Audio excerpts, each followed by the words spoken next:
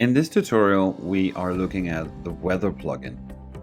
I've already opened up a playlist, and for this purpose, we will be adding a new slide. Then, opening up plugins, we're going to pick the weather plugin. Now, as with any plugin in Play Digital Signage, when you click on the plugin, you will find all the settings for the plugin on the right side. So the first one up here, which I'm not going to dig into right now, is grouping and ungrouping the elements within the plugin. I can align my plugin. I can pick my city. I have units, Fahrenheit, Celsius. A theme can either be flat black, white, or colored. And of course, I can pick another font. I can choose any of my custom fonts also. I can pick the color of my letters and numbers, choose another language, and I can move it up and down the layers on my slide. And finally, I can choose maybe an alternative weather provider.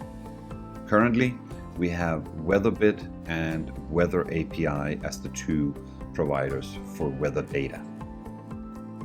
If we scroll up to the top and hit the ungroup, you will notice that the one plugin that you had before now becomes 5 individual elements.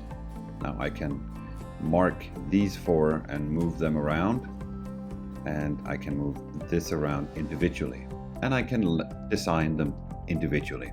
So if I wanted it to be more specific, I can even ungroup this one. So now this one becomes multiple elements: San Francisco today, overcast, the icon, the temperature, the day night, and so forth. So I can actually tear it apart, and then individually I can design each of the elements to my likings. So I'm just going to mark it all up, delete it, and then I will add it again. In general, the smartest thing to do is to do the initial layout. Let's pick New York. We are good with Fahrenheit. We prefer colored. We are picking our corporate font. Black is okay with me. And then back at the top, I'm going to ungroup again. And let's move the forecast down here.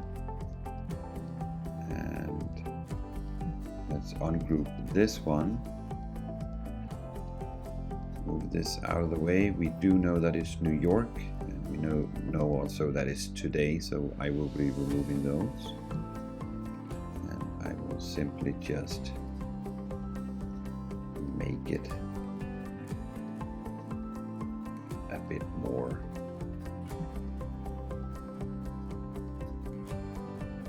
There we go.